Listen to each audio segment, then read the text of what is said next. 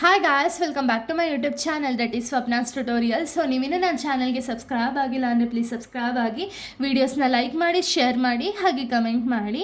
So ಇವತ್ತು ನಾನು ಮಾಡ್ತಿರೋ ಸಬ್ಜೆಕ್ಟ್ ಯಾವುದು ಅಂದರೆ ಸೆಕೆಂಡ್ ಸೆಮ್ BComನ ಎನ್ವಿರಾನ್ಮೆಂಟಲ್ ಸ್ಟಡೀಸ್ ಅಂತ ಹೇಳಿ ಈ ಒಂದು ಸಬ್ಜೆಕ್ಟ್ನ ಎಕ್ಸ್ಪ್ಲೈನ್ ಮಾಡ್ತಿದ್ದೀನಿ. ಅದರಲ್ಲಿ ಚಾಪ್ಟರ್ 3 ಬಂದುಬಿಟ್ಟು ನ್ಯಾಚುರಲ್ ರಿಸೋರ್ಸಸ್ ಅಂತ ಹೇಳಿ.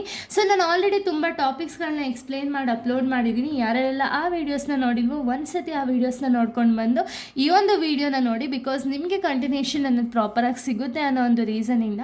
ಸೊ ನಾನು ಪ್ರೀವಿಯಸ್ ವೀಡಿಯೋದಲ್ಲಿ ನಾನು ಸ್ವಲ್ಪ ಟಾಪಿಕ್ಸ್ಗಳನ್ನ ಎಕ್ಸ್ಪ್ಲೈನ್ ಮಾಡಿದೆ.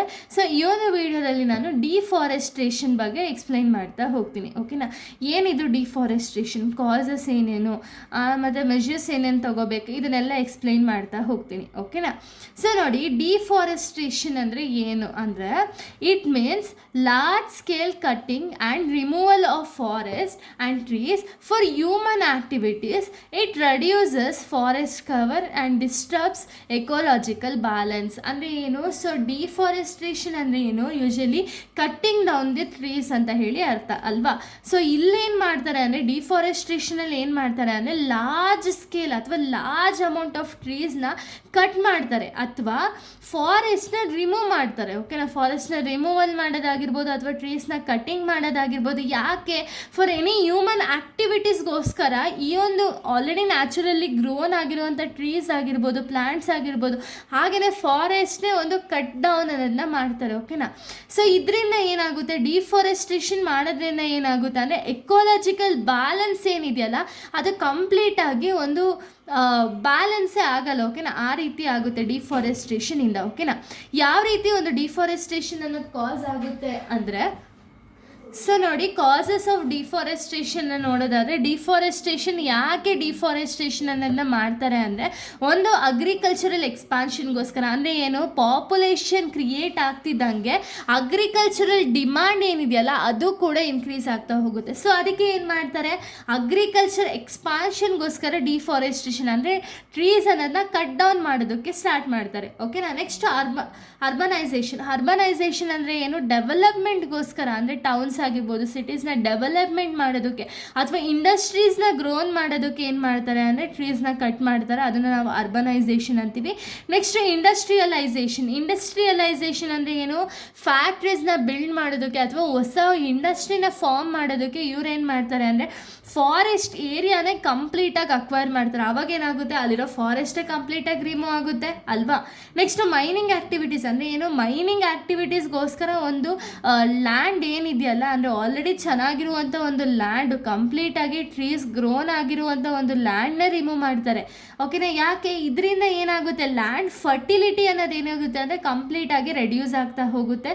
ನೆಕ್ಸ್ಟ್ ಓವರ್ ಗ್ರೇಸಿಂಗ್ ಅಂದರೆ ಏನು? ಓವರ್ ಗ್ರೇಸಿಂಗ್, ಜಾಸ್ತಿ ಗ್ರೇಸಿಂಗ್ ಅನ್ನೋದನ್ನ ಮಾಡೋದ್ರಿಂದ, ಸೊ ಓವರ್ ಗ್ರೇಸಿಂಗ್ನ ಮಾಡೋದ್ರಿಂದ ಏನಾಗುತ್ತೆ ಅಂದರೆ ನ್ಯೂ ವೆಜಿಟೇಷನ್ ಏನಿದೆಯಲ್ಲ ಅದು ಗ್ರೋ ಆಗೋದಕ್ಕೆ ಬಿಡಲ್ಲ. ಓಕೆನಾ, ಸೊ ಇದರಿಂದ ಏನಾಗುತ್ತೆ, ಡಿಫಾರೆಸ್ಟ್ರೇಷನಿಂದ ಒಂದು ಲ್ಯಾಂಡ್ ಫರ್ಟಿಲಿಟಿ ಅನ್ನೋದು ಡೆಸ್ಟ್ರಾಯ್ಡ್ ಆಗುತ್ತೆ. ನೆಕ್ಸ್ಟ್ ಫಾರೆಸ್ಟ್ ಫೈರ್ಸ್ ಅಂದರೆ ಏನು? ಸೊ ಲಾರ್ಜ್ ಏರಿಯಾ ಫಾರೆಸ್ಟ್ ಲ್ಯಾಂಡ್ನ ತೊಗೊಂಡು ಅಲ್ಲಿರುವಂಥ ಟ್ರೀಸ್ನೆಲ್ಲನೂ ಕೂಡ ಲೈಕ್ ಫೈರಿಂಗ್ ಅನ್ನೋದನ್ನ ಮಾಡ್ತಾರೆ. ಸೊ ಇದರಿಂದ ಏನಾಗುತ್ತೆ, ಕಂಪ್ಲೀಟ್ ಫಾರೆಸ್ಟ್ ಅನ್ನೋದೇ ಡೆಸ್ಟ್ರಾಯ್ ಆಗುತ್ತೆ ಅಲ್ವಾ. ಸೊ ಇದೆಲ್ಲ causes of deforestation. So next causes ಆದಮೇಲೆ ಇಂಪ್ಯಾಕ್ಟ್ಸ್ ಆಫ್ ಡಿಫಾರೆಸ್ಟ್ರೇಷನ್ನ ನಾವು ನೋಡೋದಾದರೆ ಏನೇನೆಲ್ಲ ಇಂಪ್ಯಾಕ್ಟ್ ಆಗುತ್ತೆ ಒಂದು ಡಿಫಾರೆಸ್ಟ್ರೇಷನ್ ಮಾಡೋದ್ರಿಂದ ಅಂದರೆ ಲಾಸ್ ಆಫ್ ಬಯೋಡೈವರ್ಸಿಟಿ ಅಂದರೆ ಏನು? Many plants and animals lose their natural habitat. ಅಂದರೆ ಏನು? ಸೊ ಈ ಒಂದು ಡಿಫಾರೆಸ್ಟ್ರೇಷನ್ ಮಾಡೋದ್ರಿಂದ, ಈಗ ಎಕ್ಸಾಂಪಲ್ ಒಂದು ಫಾರೆಸ್ಟ್ನ ಕಂಪ್ಲೀಟಾಗಿ ಕಡ್ದು ಹಾಕಿದ್ರು ಅಂದ್ಕೊಳ್ಳಿ. ಸೊ ಅಲ್ಲಿರುವಂತಹ ಪ್ಲಾಂಟ್ಸ್ ಆಗಿರ್ಬೋದು ಅಥವಾ ಅನಿಮಲ್ಸ್ಗಾಗಿರ್ಬೋದು, ಅವರ ಒಂದು ನ್ಯಾಚುರಲ್ ಆಲ್ರೆಡಿ ಗ್ರೋನ್ ಆಗಿರುವಂಥ ಸ್ಥಳ ಬಿಟ್ಟು ಅವ್ರು ಬೇರೆ ಕಡೆ ಬರಬೇಕಾಗುತ್ತಲ್ವ. ಸೊ ಅದರಿಂದ ಏನಾಗುತ್ತೆ, ಅವರ ಒಂದು ನ್ಯಾಚುರಲ್ ಹ್ಯಾಬಿಟೇಟ್ನೇ ಅವ್ರು ಲೂಸ್ ಮಾಡ್ದಂಗೆ ಆಗುತ್ತೆ. ಸಾಯಿಲ್ ಎರೋಷನ್ ಅನ್ನೋದಾಗುತ್ತೆ. ಅಂದರೆ ಏನು? ಸಾಯಿಲ್ ಅನ್ನೋದು ಜಾಸ್ತಿ ಫರ್ಟಿಲಿಟಿ ಅನ್ನೋದೇ ಕಡಿಮೆ ಆಗ್ತಾ ಹೋಗುತ್ತೆ. ಅದರಿಂದ ಎರೋಷನ್ ಅನ್ನೋದು ಕ್ರಿಯೇಟ್ ಆಗುತ್ತೆ. ಗ್ಲೋಬಲ್ ವಾರ್ಮಿಂಗ್ ಅನ್ನೋದಾಗುತ್ತೆ. ಏನಕ್ಕೆ? Trees absorb the carbon dioxide from the atmosphere. So ಇದರಿಂದ ಗ್ಲೋಬಲ್ ವಾರ್ಮಿಂಗ್ ಅನ್ನೋದು ಕ್ರಿಯೇಟ್ ಆಗುತ್ತೆ. ಇನ್ನು disturbance in the water cycle ಅಂದರೆ ಏನು? Forest help in rainfall and ground water recharge. ಅಂದರೆ ಏನು? ಈಗ ಫಾರೆಸ್ಟ್ ಇರೋ ರೀಸನಿಂದನೇ ಅಥವಾ ಫಾರೆಸ್ಟು ಟ್ರೀಸ್ ಇರೋ ರೀಸನಿಂದ ಏನಾಗುತ್ತೆ ರೈನ್ಫಾಲ್ ಅನ್ನೋದಾಗುತ್ತೆ. ಬಟ್ ನಾವು ಅದನ್ನೇ ಕಡ್ದಾಕೋ ರೀಸನಿಂದ ಏನಾಗುತ್ತೆ ಅದು ಕೂಡ ಲೆಸ್ ಆಗ್ತಾ ಹೋಗುತ್ತೆ. ಕ್ಲೈಮೇಟ್ ಚೇಂಜ್ ಅನ್ನೋದಾಗುತ್ತೆ. ಇವಾಗ ನಿಮಗೆ ಗೊತ್ತಿರೋ ಹಾಗೆ ಒಂದೊಂದು ಸೀಸನ್ನು ಕೂಡ ನಮಗೆ ಡಿಫ್ರೆನ್ಸೇ ಗೊತ್ತಾಗ್ತಿಲ್ಲ. ಸಮ್ಮರಲ್ಲಿ ರೈನ್ ಬರುತ್ತೆ, ರೈನಿ ಸೀಸನಲ್ಲಿ ತುಂಬ ಹಾಟ್ ಆಗಿರುತ್ತೆ. ಸೊ ಈ ರೀತಿ ಚೇಂಜಸ್ ಅನ್ನೋದಾಗ್ತಾ ಹೋಗುತ್ತೆ, ಕ್ಲೈಮೇಟ್ ಚೇಂಜ್ ಅನ್ನೋದಾಗುತ್ತೆ. Next flood and droughts, so ಇದು ಕೂಡ ಹ್ಯಾಪಂಡ್ ಆಗುತ್ತೆ. ಯಾವಾಗ ಡಿಫಾರೆಸ್ಟೇಷನ್ ಅನ್ನೋದಾದಾಗ. ನೆಕ್ಸ್ಟು ಡೈವರ್ಸಿಫಿಕೇಷನ್ ಅಂದರೆ ಏನು, fertile land becomes the dry and barren ಅಂದರೆ ಏನು, ಈಗ ಆಲ್ರೆಡಿ ಚೆನ್ನಾಗಿರೋ ಒಂದು ಜಾಗನ ಇಂಡಸ್ಟ್ರೀಸ್ಗೋಸ್ಕರ ಯೂಸ್ ಮಾಡಿಕೊಂಡ್ರೆ ಅವಾಗೇನಾಗುತ್ತೆ ಅಲ್ಲಿನ ಪ್ರದೇಶ ಎಲ್ಲ ಕೂಡ ಕಂಪ್ಲೀಟಾಗಿ ಡ್ರೈ ಆಗೋದಕ್ಕೆ ಸ್ಟಾರ್ಟ್ ಆಗುತ್ತೆ. ನೆಕ್ಸ್ಟ್ ರಿಡಕ್ಷನ್ ಇನ್ ಆಕ್ಸಿಜನ್ ಅಂದರೆ ಏನು, ಆಕ್ಸಿಜನ್ ಏನು ರಿಲೀಸ್ ಮಾಡುತ್ತಲ್ಲ ಸೊ ಅದು ಕೂಡ ರೆಡ್ಯೂಸ್ ಆಗ್ತಾ ಹೋಗುತ್ತೆ. ಓಕೆನಾ. ಸೊ ಇಷ್ಟು ಕಂಪ್ಲೀಟ್ ಡೀಟೇಲ್ಸ್ ಆನ್ ಡಿಫಾರೆಸ್ಟೇಷನ್ ಆಗಿದೆ. ಇನ್ನು ನೆಕ್ಸ್ಟ್ ವೀಡಿಯೋದಲ್ಲಿ ಬೇರೆ ಒಂದು ಟಾಪಿಕ್ನ ಎಕ್ಸ್ಪ್ಲೈನ್ ಮಾಡ್ತೀನಿ. So thank you guys, thanks for watching.